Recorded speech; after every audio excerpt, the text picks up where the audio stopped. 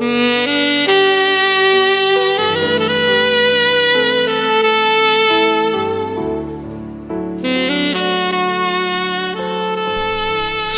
Bapak Ibu Saudara yang dikasihi Tuhan, haleluya.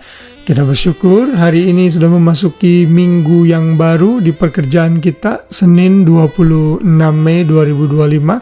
Kalau saudara masih bekerja, biar saudara terus semangat dalam hidup ini, karena ada banyak orang yang sulit sekali menghadapi hari Senin, kan harus melakukan kembali rutinitas pekerjaan dan sebagainya. Tapi sebagai anak-anak Tuhan, kalau kita masih bisa bekerja, hidup, dan bernafas, melakukan banyak hal, itu adalah anugerah yang perlu kita syukuri.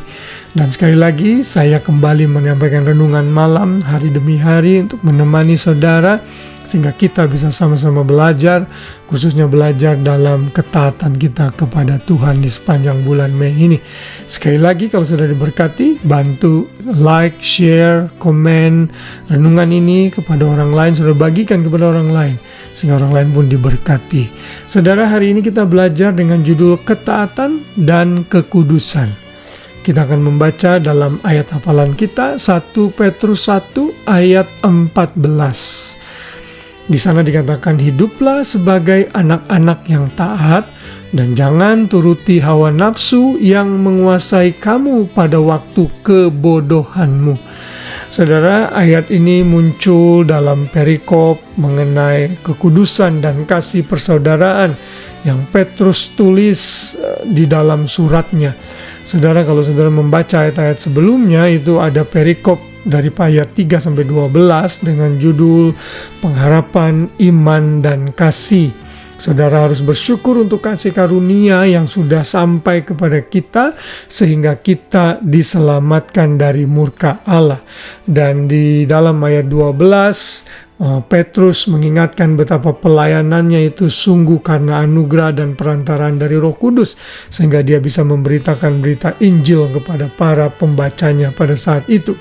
Dan di dalam ayat 13 Petrus mencatat, sebab itu siapkanlah akal budimu, waspadalah dan letakkan pengharapanmu seluruhnya atas kasih karunia yang dianugerahkan kepadamu pada waktu penyataan Yesus Kristus. Jadi orang yang sudah mengerti kasih karunia Tuhan, orang yang sudah diselamatkan, langkah selanjutnya adalah pengudusan hidupnya harus makin hari makin baik. Proses sanctification atau penyucian diri itu adalah buah dari kelahiran baru kita. Karena itulah Petrus mencatat dalam ayat 14 yang tadi kita sudah baca, agar kita hidup sebagai anak-anak terang, jangan menuruti hawa nafsu, tetapi hidup dalam ketaatan. Jadi saudara, ketaatan dan kekudusan itu sangat erat sekali hubungannya. Kalau saudara lanjutkan di ayat 15, di sana dikatakan, tetapi hendaklah kamu menjadi kudus di dalam seluruh hidupmu, sama seperti Dia yang kudus yang telah memanggil kamu. Ayat 16, sebab ada tertulis, kuduslah kamu, sebab aku kudus. Kita tahu ini adalah kutipan dari Imamat 11:44-45. Jadi saudara, anak-anak Tuhan yang hidup dalam ketaatan itu akan muncul dan terlihat dari kekudusannya. Artinya, anak-anak Tuhan yang sudah percaya Yesus akan membenci dosa.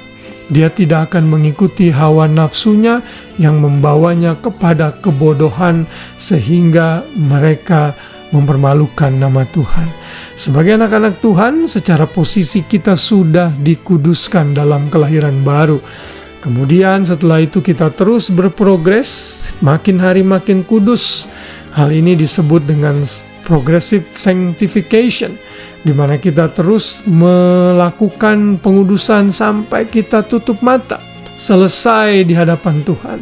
Lalu setelah kita berjumpa dengan Tuhan, maka kita mengalami pengudusan yang sempurna yang disebut dengan ultimate sanctification. Artinya kita mengalami glorification, dimuliakan bersama-sama dengan Yesus.